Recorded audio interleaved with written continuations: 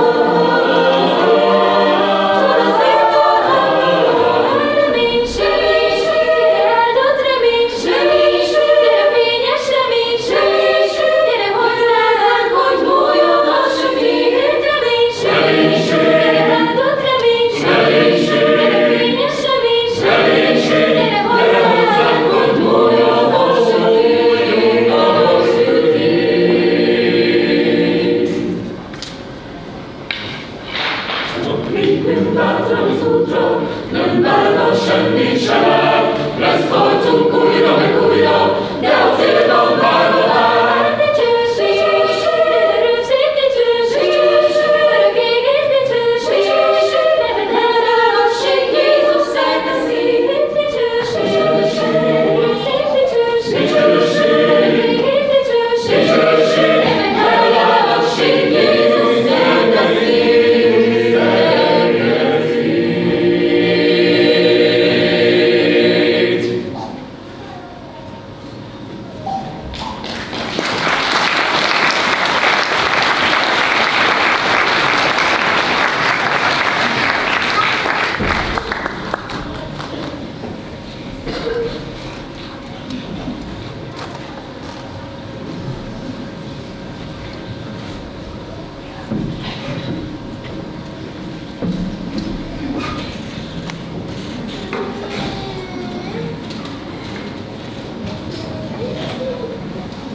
Sok szeretettel köszöntök én is minden kedves jelenlevőt ezen az adventi időszakban, ezen az adventi estén.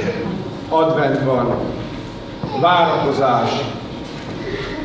Ma reggel egy műhelyben voltam, és azt mondja az egyik fiatalember, az egyik munkás, hogy év eleje óta ezt a napot várta, mert ott ez volt az utolsó munkanap. És ugye elgondolkoztam azon, hogy mit is jelent számunkra az advent, a várakozás. Mit várunk mi? Gyerekek várják a karácsonyt, várják az ajándékokat, felnőttek várják talán a csendesebb napokat, egy év munka után a pihenést, szerettekkel való találkozást, és sorolhatnám így tovább. De vajon az advent miről is beszél? Mit is jelent az advent nekünk? Mit jelent az advent nekem? Egy igevers jutott eszembe Zsoltárok könyve 40. részéből. Várván vártam az Urat, és meghallgatott engem, és lehajolt hozzám. Kiemelt engem a pusztulás gödréből. És emlékezek. Ma este, ez adventi este emlékezek. Visszaemlékszek egy adventre, amely különös volt, különleges volt, más volt, mint a többi. 36 évvel ezelőtt, fiatal, 18 éves voltam, épp akkor voltam katona. Vártuk azt, hogy haza fognak engedni egy néhány napra, nem karácsonyra, csak majd utána. De számoltuk a napokat. És aztán hirtelen minden megváltozott, és nem engedtek haza, nem lehetett hazajönni. Egyéb történt ebben az országban. De nem is ezért annyira különleges nekem ez az advent 36 évvel ezelőtt, hanem valami egyébként. Azért, mert azon az adventen, azon események közepette találkoztam igazán, végérvényesen az én megváltómmal, Jézus Krisztussal. Ismertem én már azelőtt is. Hívő családban, hívő gyülekezetben nőttem fel, tanítottak az igére, megismerni az Urat, megismerni Jézust, volt egy felfogásom, volt egy ismeretem róla, és aztán volt, amikor úgy közelebb is jött hozzám az Istennek igéje, de valami miatt nem sikerült megkapaszkodni ebben a kegyelemben. Vajon miért?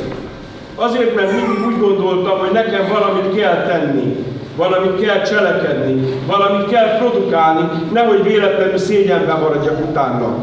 És úgy gondoltam, ha megváltozik az életem, ha jól leszek, ha nem fogok vétkezni, akkor majd átadom az életemet Istennek. De rá kellett jöjjek arra, hogy ez épp fordítva van.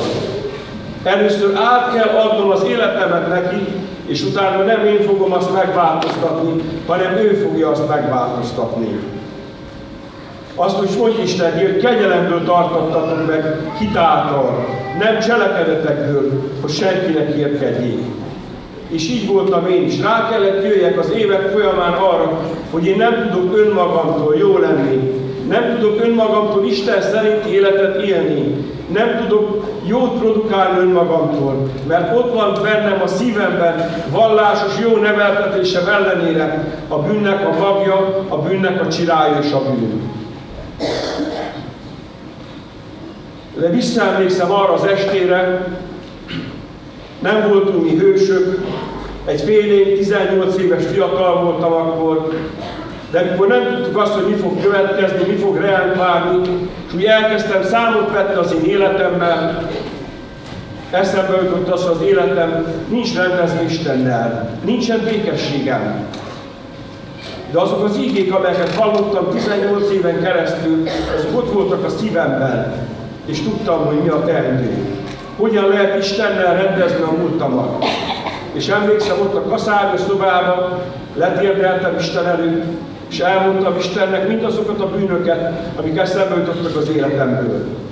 És bocsánatot kértem érte tőlük. És odaadtam az életemet neki. És azt, amit addig nem tudtam megtenni, hogy higgyem el, hogy ő értem halt a kereszten az én bűneimért. És benne van gyógyulás, benne van megváltás, benne van bűntől nem csak bocsánat a bűnre, hanem bűntől való szabadulás is. Ott akkor ezt hittel elfogadtam. Elvettem Jézus Krisztus kezéből, és adott egy új életet nekem, és megváltoztatta az életemet. És azóta az övé vagyok. Nem vagyok tökéletes, néha elbukok, vétkezek, de Isten kegyelme alatt élhetem az életemet. És ezért neki adok hálát, és ezért dicsőítem őt. És nekem ezt jelenti az advent. Várni őt. És visszaemlékszek arra az adventre, amikor valóban találkoztam vele. Addig is vártam őt. Szerettem volna ezt már.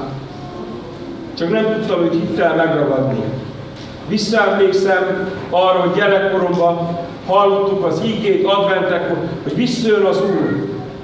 Éjfélkor fog jönni. És ez gyerekkoromban aludt egy olyan félelmet az esti sötétségtől, ha épp most jön, rendezetlen a kapcsolatom vele. De Isten mindezektől meg tud szabadítani, és megszabadított. És ez a várakozás bennem 3 dologban fogalmazódik meg. És az első várakozás ez, amiről most szólottam, hogy várván vártam az Urat, és lehajolt hozzám. Megszabadított engem, dicsőségnek érte. Aztán nap mint nap várom azt, hogy közösségben legyek vele, közel kerüljek hozzá, hogy ő újból lehajoljon, hogy vezesse, hogy tanácsoljon, hogy útmutasson, utasson az életben számomra. És sajnáljuk ezt újra és újra megtapasztalhatom. És aztán van egy harmadik várakozás, amit jelent is az advent, hogy ő vissza fog jönni. Azt mondja Jelenések könyv utolsó lapján, íme hamar eljövök, és az egy jutalma velem van. Hogy megfizessek mindenkinek az ő cselekedete szerint. Azt mondja Jézus, hogy vissza fog jönni, és elválasztja az embereket. Lesz, akik örömmel várhatják őt, mert mennek vele a dicsőségbe, akiket megváltott, akik elfogadták az ő kegyelmét, akik elhitték, hogy Jézus Krisztus vére az ő bűneikre is elégséges.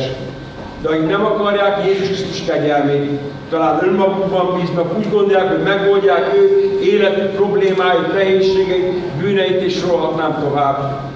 És a saját útjaik szerint járnak. Arra Isten más ítéletet készít. Erről is kell szólalnunk. Lehet várni örömmel, ha kész a szíved. És ha még nem kész a szíved, ma el lehet fogadni őt. Várni őt, beengedni szívünkben, és élni vele. Erre segítsen az Úr, mindenki itt vagyunk-e teremben ezen az este. Ezt kívánom.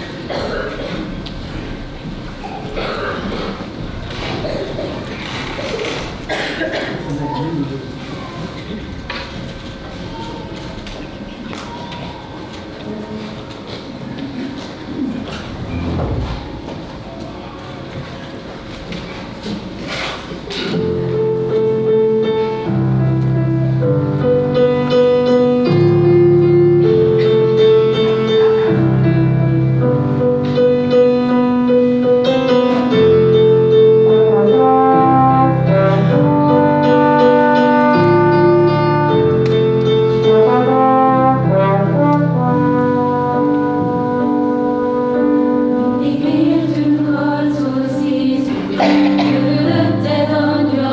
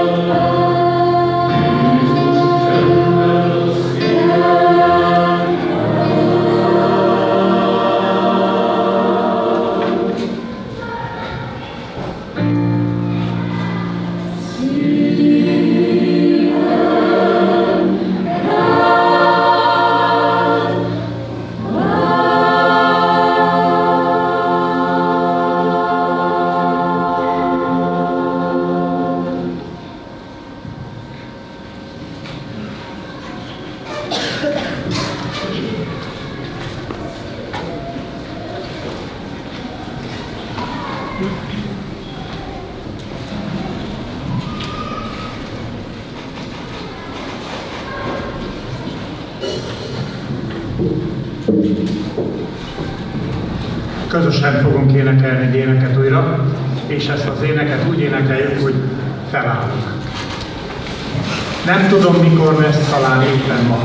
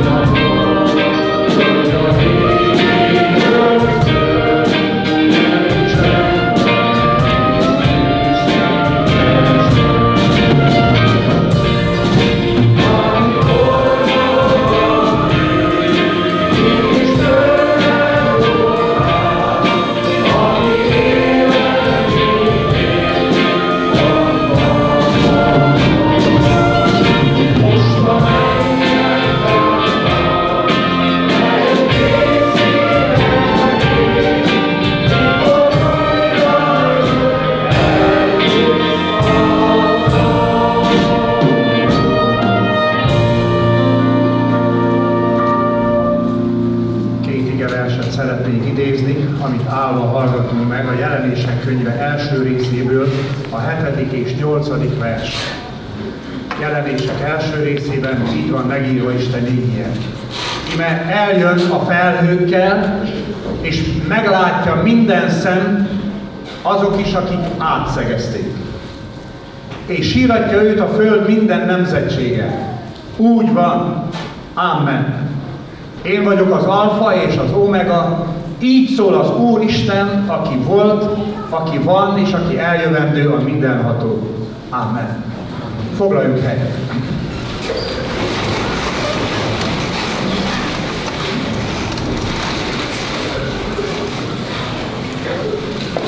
A Jelenések könyvének különleges apokaliptikus nyelvezete van, amelyet amikor olvasunk, úgy érzékeljük, hogy mintha nem értenénk igazából, hogy miről van szó. Találóan jegyezte meg valaki, hogy ez olyan, mint amikor faluhelyen ismerik ezt, megültetik a kotlót, és akkor, mikor kezdenek a kicsimék kikelni, akkor van olyan, hogy a kotló kotyog, beszélget, és van úgy, hogy a tojásból csipogás harszik, mert a kis csibe válaszol. Ők ketten beszélgetnek. És elképzelhetjük magunkban, hogy vajon miről beszélgetnek. Hát valószínű, hogy arról, hogy a kotló azt mondja, hogy drágám, olyan tágasít kinn az udvar, finom a zöld fű, fényesen süt a nap, futkorászni lehet a többiekkel, és erre visszacsipog a kis csibe, mi az, hogy süt a nap? Mi az, hogy udvar, meg zöld fű? És pár nap múlva aztán ki kell a tojásból, és aztán futkorászik az udvaron, és élvezi a füvet és a napfényt, és azt mondja a mamájának, hogy felét sem mondtad el nekem. Na így van a Jelenések könyvével. Hogy amikor János beszél és emberi nyelven próbálja elmondani nekünk a mennyeit, drága kövekről, meg Arany utca, meg átlátszó, mint az üveg, meg minden ilyen, hát úgy érezzük, hogy nem értjük. Mi ez? Majd, ha ott leszünk, Isten kegyelméből, akkor azt fogjuk mondani, János, felét sem mondtad el nekem. Van a Jelenések könyvében sok minden, ami jelképes, meg számok, meg kifejezések, meg állatok, meg mindenféle jelenések. De van olyan is, ami szó szerinti. Miért? Azért, mert nem csak a Jelenések könyvében van szó róla, és ez pedig az Úr Jézus visszajövetele. Íme eljön a felhő. Lehet, hogy az, hogy felhő már egy kicsit másképp is érthető, olyan felhő lehet, mint amikor olvassuk, hogy Jézus mennybe menetelekor felhő fogta el ők szemeik elő. Az a felhő. Vagy az a felhő, ami megjelent ott a megdicsőlés hegyén, hogy felhő borította be őket, és megjelent Mózes és Illés, és beszélgettek, és Péter is, mintha nem is ő beszélt volna, építsünk itt 3 hajlékot, neked is egyet, Mózesnek is egyet, Illésnek is egyet, magukról megfeledkezett. Hogy ők lakhassunk itt a hegyen mindig. Aztán a felhő felemelkedett, és sem Mózes nem látták, többé se Illés, csak Jézus maradt ott, és le kellett menni a völgybe. De volt egy felhő. Valószínű, hogy ilyesmiről beszél itt a Jelenések könyve is, hogy eljön a felhőkön, de azt már nem lehet másképp jelképesen érteni, hogy meglátja őt minden szem, azok is, akik átszegezték, és síratja őt a föld minden nemzetsége. Hozzáteszi, hogy úgy van, amen. Hát ez annyira komoly dolog, hogy az első gyülekezetben az első hívő, keresztények, tanítványok úgy gondolták, hogy Jézus még az ő idejükben visszajön. Ahogy megígérte, mert ő mondta, elmegyek, hogy helyet készítsek néktek, aztán ismét eljövök, és magamhoz veszek titeket, hogy ahol én vagyok, ti is én velem legyetek. És azt gondolták helyesen, hogy ez bekövetkezhet az ő életükben. Minden hívő embernek így kell gondolkoznia. Jézus még az én életemben visszajöhet. Nem csak azok, akik akkor éltek az első században, mennyivel inkább mi, akik jóval közelebb vagyunk most már ahhoz, és a jelek is mutatják. Jézus visszajövetele közel van. Ugye keresztény emberek szoktuk is mondani. Onnan lészen eljövendő ítélni eleveneket és holtakat. Visszajön, ítéletet tart.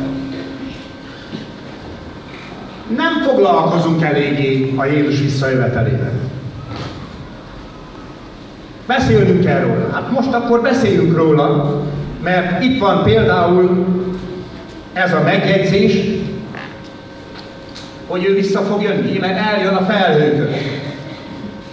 Pál apostol Azt írja, hogy maga az Úr riadóval, arkangyal, szózatával leszáll az égből, feltámadnak először, akik meghaltak voltak Krisztusban, azután mi, akik élünk, akik megmaradunk, elragadtatunk azokkal együtt az Úr elébe a levegőbe.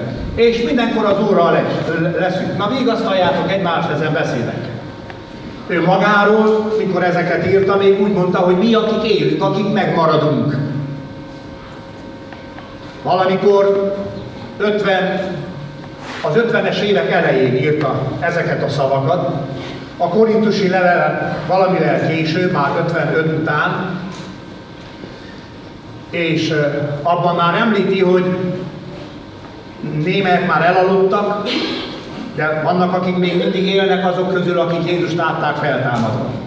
Később a Jelenések könyvében olvassuk, hogy boldogok a halottak, akik az Úrban halnak meg.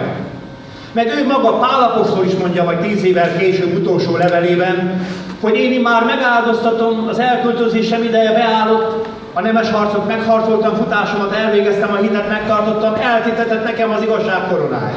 Megyünk haza. Vár engem a megváltó. Helyet készített számomra. Tehát megértette, hogy ő megy Jézushoz. Nem pedig Jézushoz jön hamarabb vissza. De ez nem jelenti azt, hogy Jézus szava nem igaz, nem fog bekövetkezni. És minden igazi hívő ember úgy kell gondolkozzon, hogy mi, akik élünk, akik megmaradunk az Úr eljöveteléig. Nem látom be, miért ne jöhetne vissza Jézus ma éjjel. Minden lehetőség megvan rá, adva van. Beszélnünk kell a Jézus visszajöveteléről. Hogyan jön el? Hát hogyan jön el? Láthatóan, minden szem meglátja, azt olvassuk itt, Jézus volt, amikor azt mondta, olyan lesz, mint a villámlás, amely napkelettől napnyugodtig ellátszik.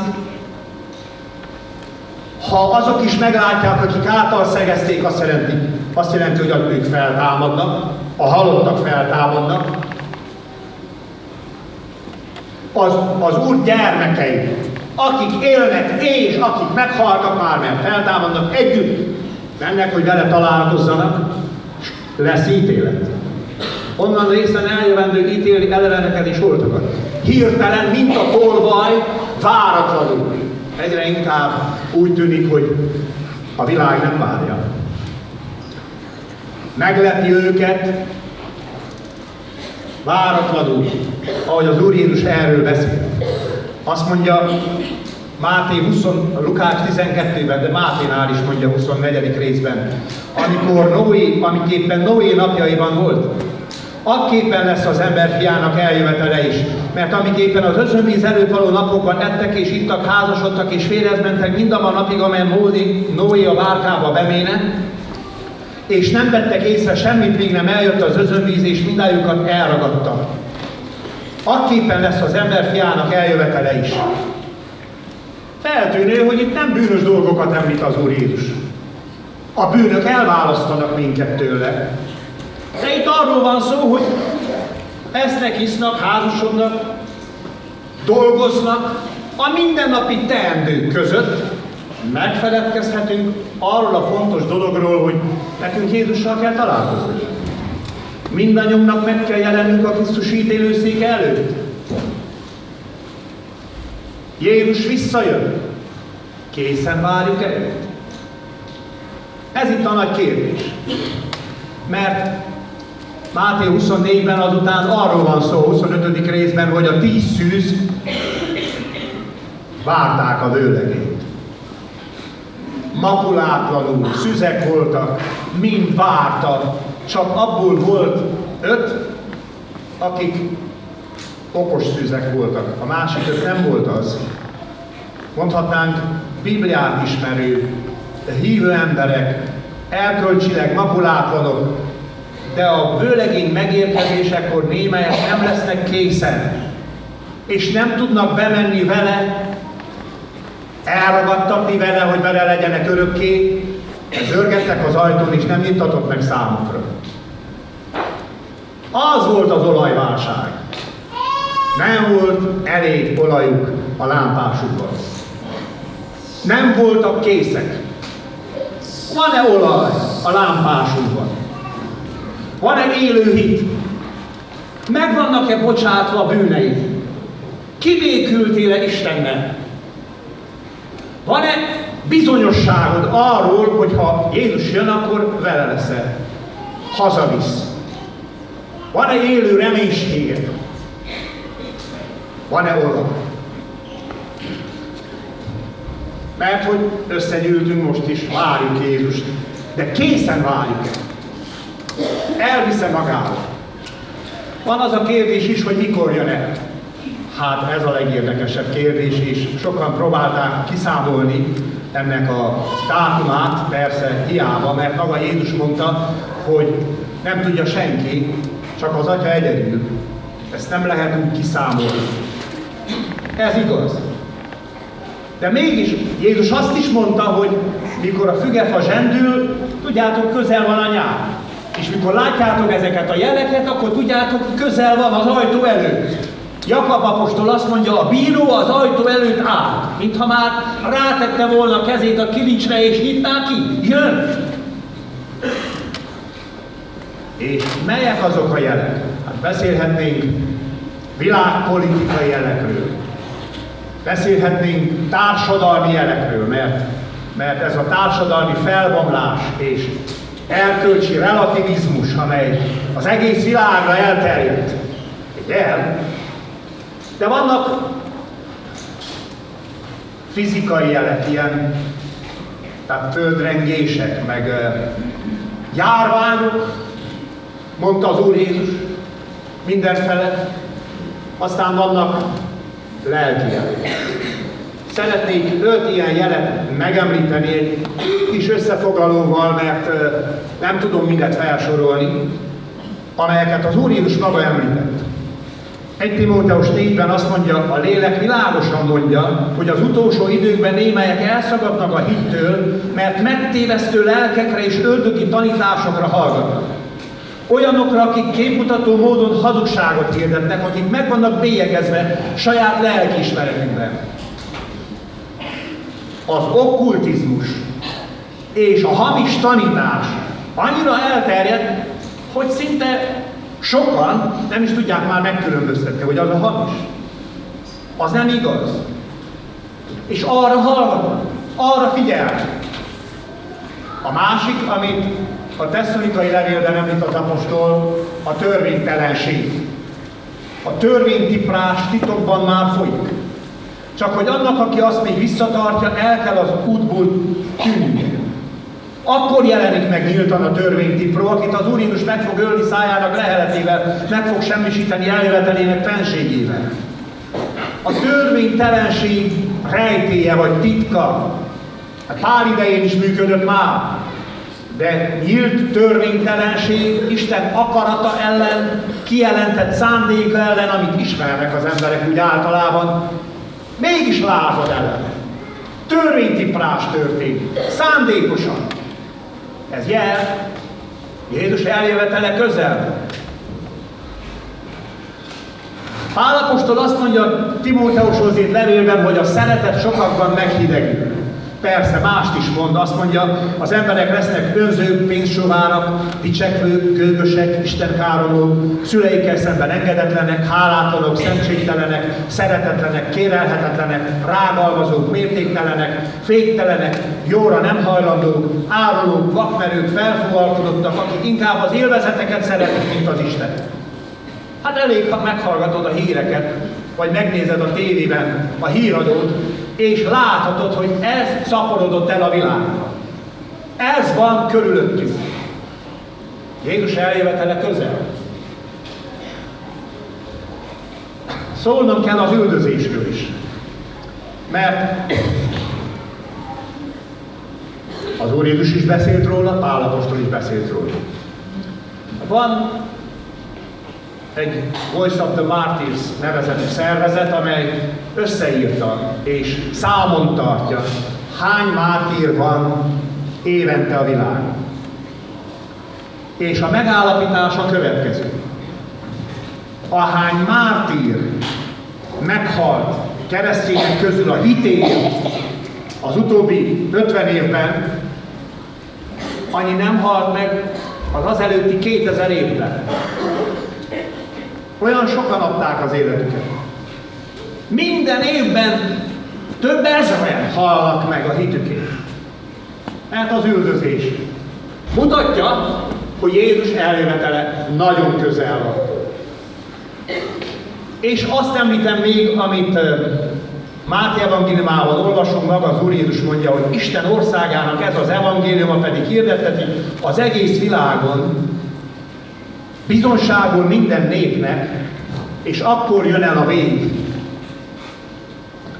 Pál apostol országokon keresztül ment és hirdette az evangéliumot, és gyülekezetek születtek Kis-Ázsiában, aztán Macedóniában, aztán Akhájában, aztán máshol is, még távolabbra is, többi tanítványok, a tanítványok közül többen távolabb vidékekre is eljutottak, egész Indiáig és így tovább.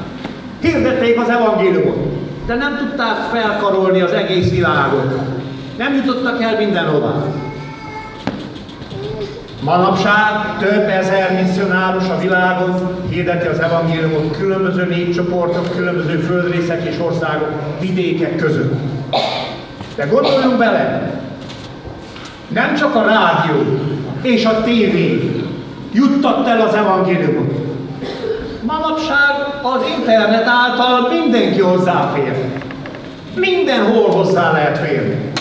Amint látom, ez az Isten tisztelet is közvetítve van. Vissza lehet majd nézni. Bárhol meg lehet tekinteni. Ez az evangélium hirdettetik majd az egész világon. Itt van, megtörtént. Jézus eljövetele nagyon közel van. Hirtelen fog történni, váratlanul, látható módon mindenki számára. És a jelek mutatják, hogy ez nagyon közel van. Még arra a kérdésre válaszoljunk, hogy akkor miért jön vissza Jézus? Azért, mert megígérte, és azért, mert Isten igazsága megköveteli, hogy legyen ítélet. Persze szeretjük hallani azt, hogy ő a szeretet istene, az irgalom istene, ő megbocsát, ő megváltást készített, és ez igaz. De Isten egy szent Isten.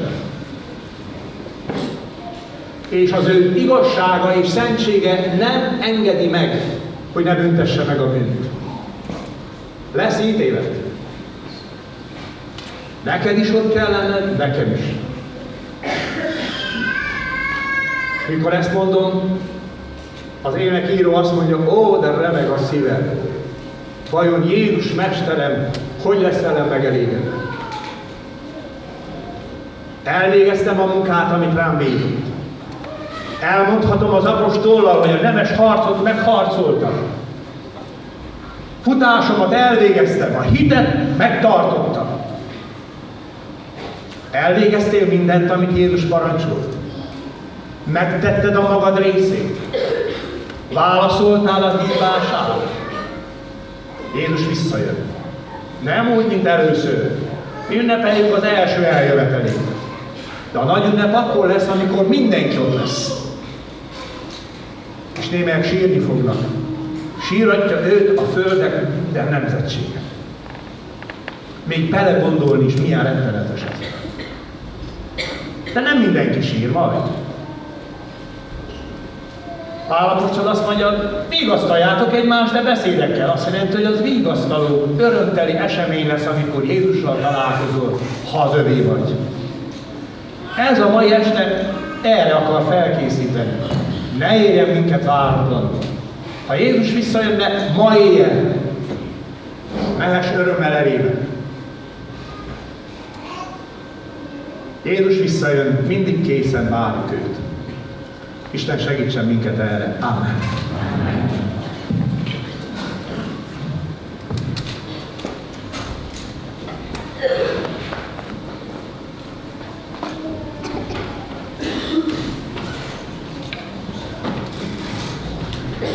Közösen énekelünk újra egy éneket, míg az énekkar visszavonul a színpadra.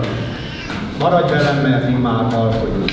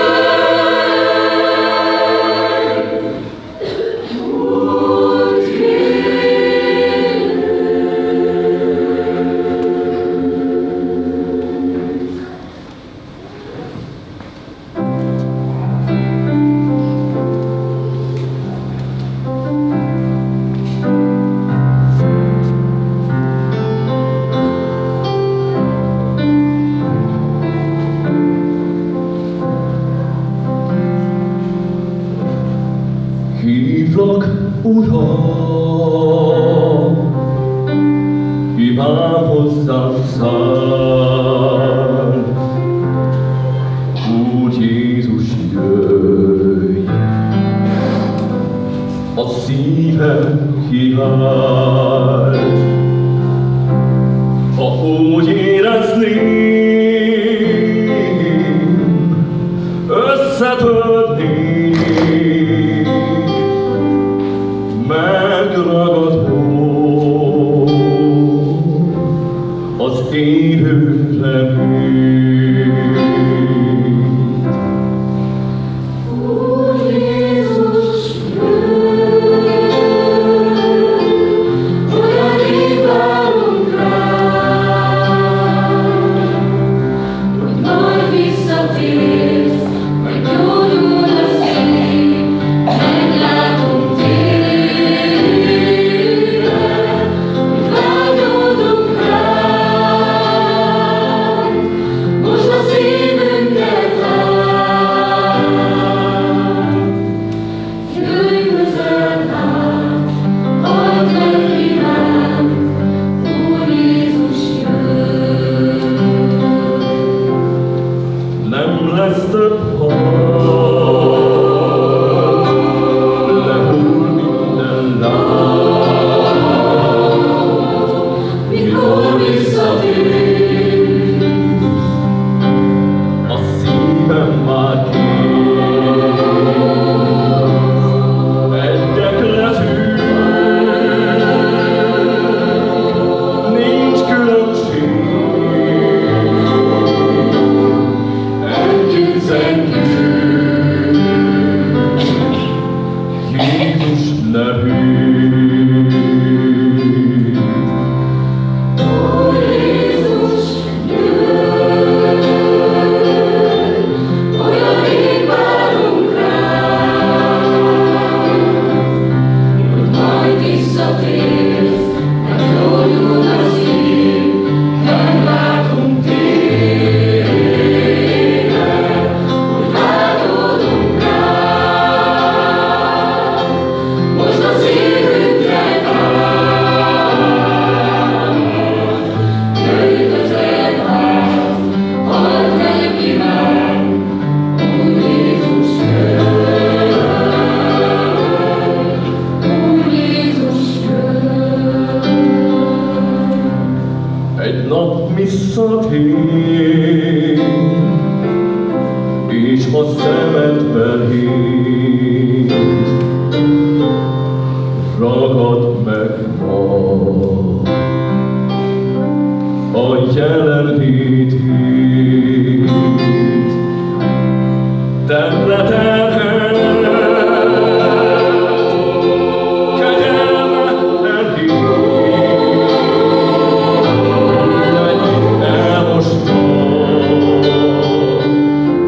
a kereszten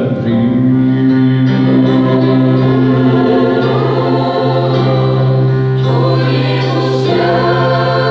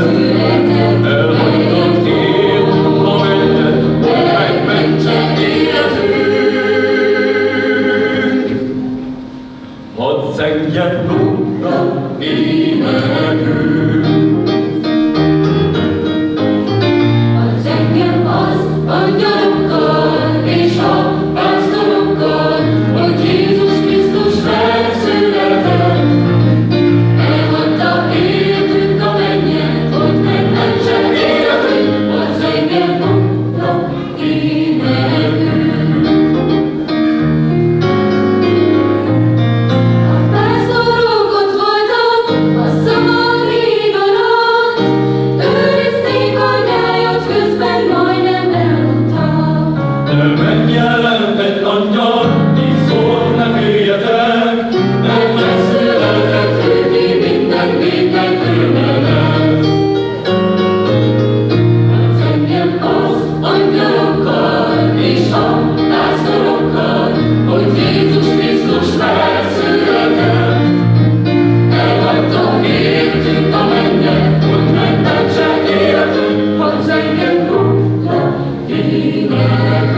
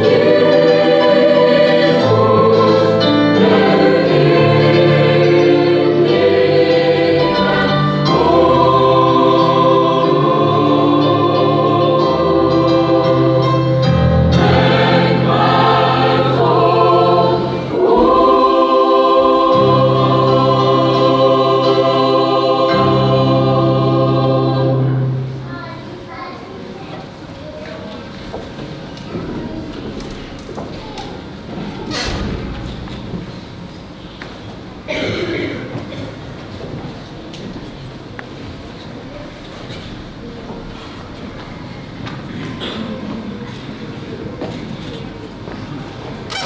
a polgármester úrnak meg átszóltam.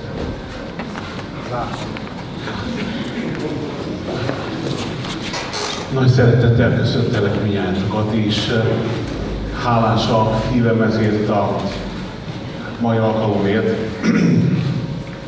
Meg valamikor bejöttem is, megálltam, hogy tele a színpad, és a gyerekek is látnak elől. Hát mondtam magamban, ilyen kamara, kórus, de vagy konyhába sem férnek el, hogy egy kamarám van.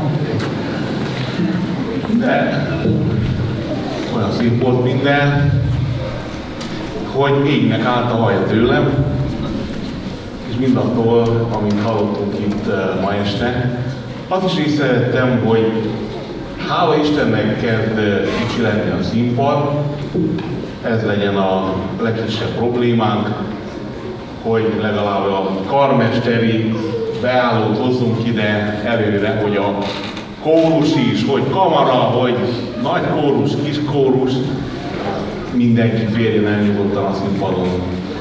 Kedves lelki pásztor testvérem, ha ez hagyomány lesz, akkor örülünk az ilyen hagyományoknak.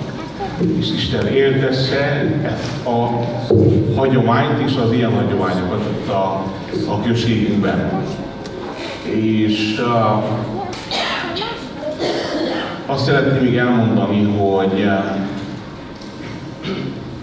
hol mertünk tapsolni, hol nem, de ugye volt még előtte egy előadás, ahol végig tapsoltunk a különböző produkciókon, a gyermekeknek, meg a fiataloknak. Megvallom őszintén, hogy egész végig tapsolt a lelkem. És egész végig újongott a szívem, és nem is kell nekem már más ajándék ezen a karácsonyon, mint azt, amit ma este kaptam, és kaptunk itt mindnyájan.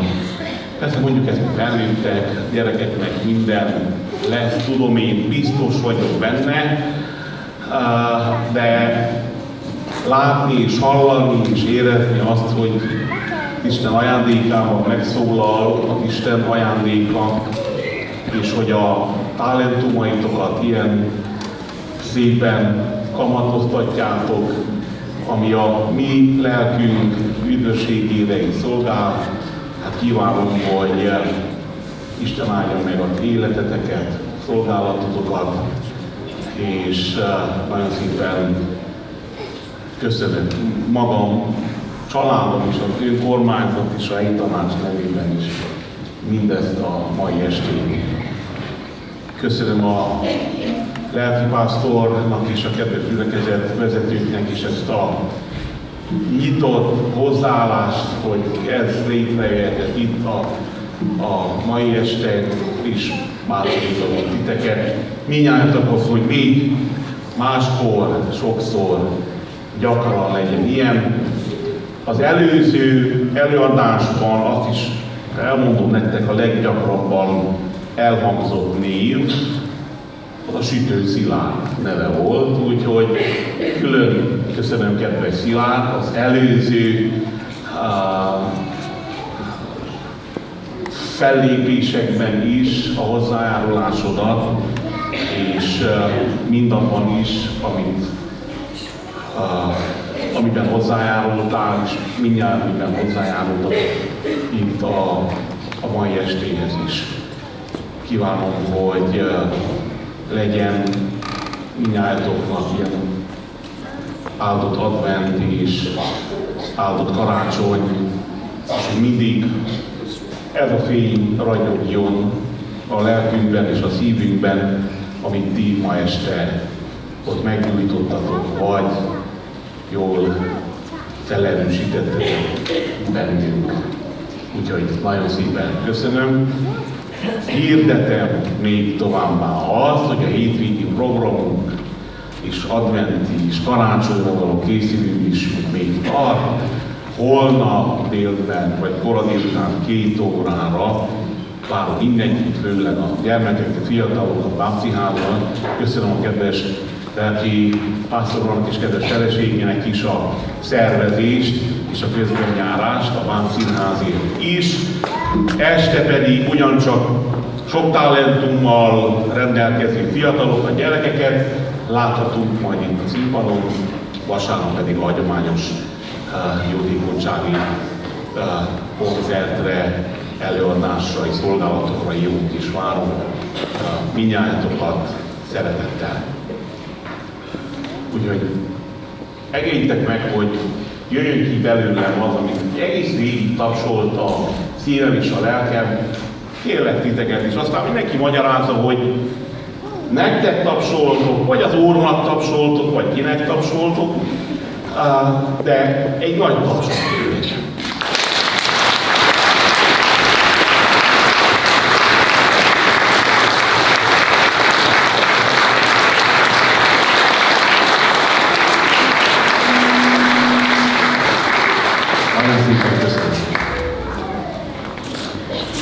Köszönjük szépen!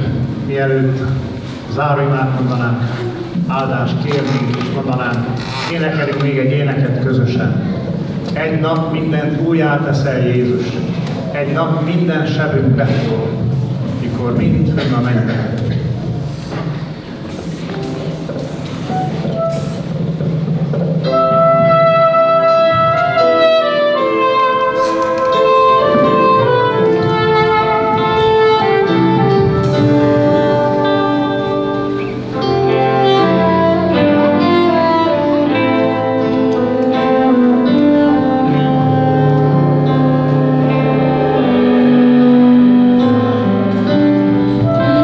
Minden